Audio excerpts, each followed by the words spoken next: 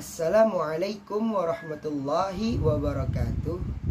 Nama saya Ahmad Hafiz dengan NIM 2108102052 kelas PBA 2A.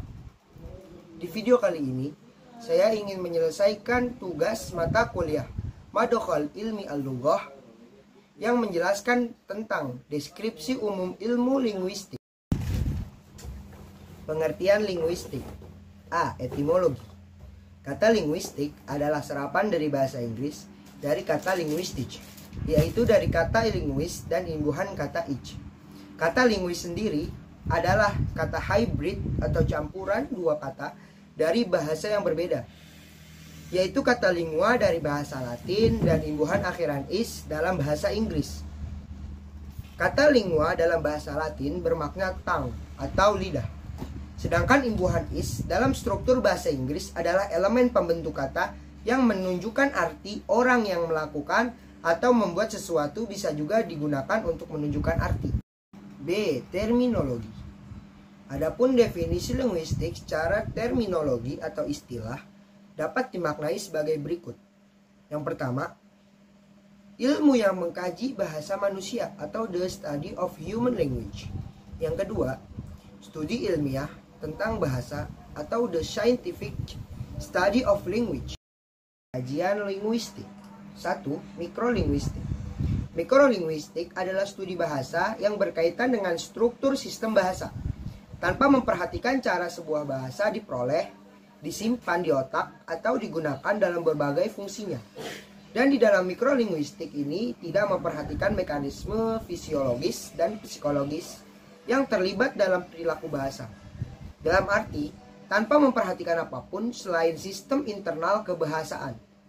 Secara sederhana, mikrolinguistik dimaknai sebagai pendekatan analisa bahasa berdasarkan aspek internal bahasa yang terdiri dari bunyi, struktur, dan makna. Adapun cabang ilmu yang ada dalam kajian mikrolinguistik yaitu A. Fonologi. Fonologi merupakan cabang linguistik yang berfokus dalam mengkaji bunyi dan sistem bunyi bahasa. B. Morfologi. Morfologi merupakan cabang linguistik yang mengkaji struktur bentuk kata, terutama melalui penggunaan morfem sebagai bahan pembentukan kata. C. Sintaksis. Sintaksis adalah kajian tentang prinsip-prinsip dan proses penyusunan kalimat dalam sebuah bahasa. D. Semantik.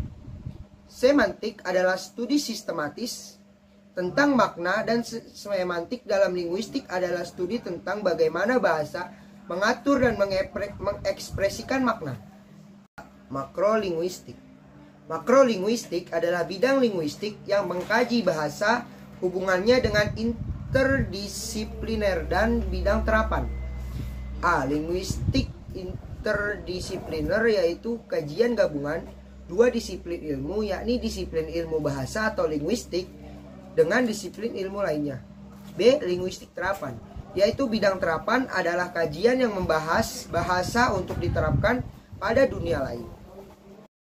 Meliputi 1. Pragmatik. Pragmatik adalah cabang linguistik yang mempelajari hubungan antara konteks luar bahasa dan maksud tuturan. Konteks luar bahasa ialah unsur di luar tuturan yang mempengaruhi maksud tuturan. Maksud tidak bisa dilihat dari bentuk dan maknanya saja, tetapi juga dari tempat dan waktu berbicara. 2. Sosiolinguistik.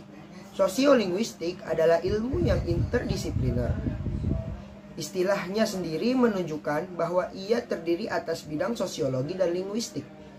Sosiolinguistik mengkaji hubungan bahasa dan masyarakat yang mengaitkan dua bidang yang dapat dikaji secara terpisah, yaitu struktur formal bahasa oleh linguistik dan struktur masyarakat oleh sosiologi. Yang ketiga, historical linguistik. Historical linguistik adalah studi tentang perubahan sebuah bahasa dan hal-hal yang timbul dari perubahan tersebut. Psikolinguistik. Psikolinguistik adalah studi tentang perilaku bahasa, bagaimana orang belajar dan menggunakan bahasa untuk mengkomunikasikan ide. 5. Neurolinguistik.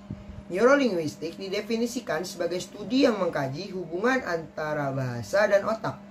Neurolinguistik bertujuan untuk mengklarifikasi bagaimana struktur bahasa dapat dipakai di dalam otak. yaitu bagaimana pola dan aturan yang diperlihatkan dalam bahasa manusia diwakili dan didasarkan pada otak. 6. Antropolinguistik. Antropolinguistik atau disebut juga etnolinguistik merupakan cabang linguistik yang menelaah hubungan antara bahasa dan budaya, terutama untuk mengamati bagaimana bahasa digunakan sehari-hari sebagai alat dalam tindakan bermasyarakat. 7. Linguistik komputasi.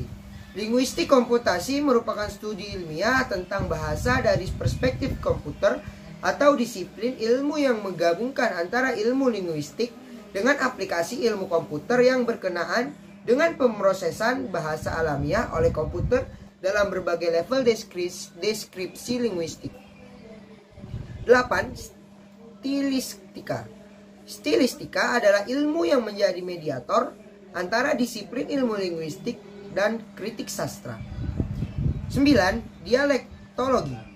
Dialektologi adalah cabang ilmu bahasa yang mempelajari dialek atau variasi bahasa dalam suatu komunitas masyarakat tertentu.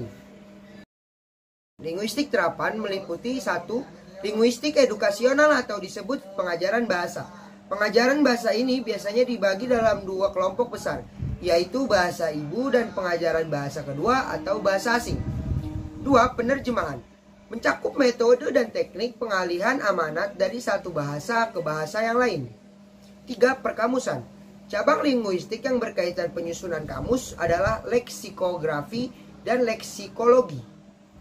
Kamus adalah karya yang berfungsi sebagai referensi dan pada umumnya berupa senarai kata yang disusun secara alfabetis.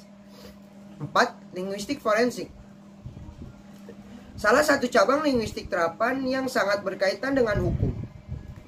Keberadaan para ahli linguistik forensik membantu mengidentifikasi penutur berdasarkan dialek, gaya bicara atau aksennya, dan dengan cara yang lainnya. Semua analisis ahli linguistik forensik itu menjadi pertimbangan di pengadilan. 5. Terapi wicara. Mencakup metode dan teknik pengucapan bunyi-bunyi dengan tepat, misalnya untuk melatih orang yang gagap, latah, bicara cenderung cepat, atau suara terlalu kecil dan melengking pada pria, atau juga membantu pasien untuk memulihkan kemampuan berbicara setelah mengalami stroke. 6. Linguistik medis atau language pathology. Membantu bidang patologi dalam hal penyembuhan cacat bahasa. 7. Grafologi. Yang dimaksud di sini tidak sama dengan yang berlaku di bidang psikologi yang mempelajari bentuk dan jenis tulisan tangan untuk mendapatkan gambaran atau prediksi kepribadian seseorang, tetapi mengenai sistem simbol yang digunakan untuk menyampaikan pesan bahasa dalam bentuk tertulis. 8. Mekanolinguistik. Mencakup penggunaan linguistik dalam bidang komputer dan usaha untuk membuat mesin penerjemah, usaha pemanfaatan komputer dalam menyelidiki bahasa, misalnya dalam penyusunan koordinasi teks-teks, dalam perhitungan frekuensi kata-kata untuk perkamusan dan pengajaran bahasa. Bidang ini disebut juga linguistik komputasi. Sekian video presentasi dari saya. Kurang lebihnya mohon maaf. Wassalamualaikum warahmatullahi taala wabarakatuh.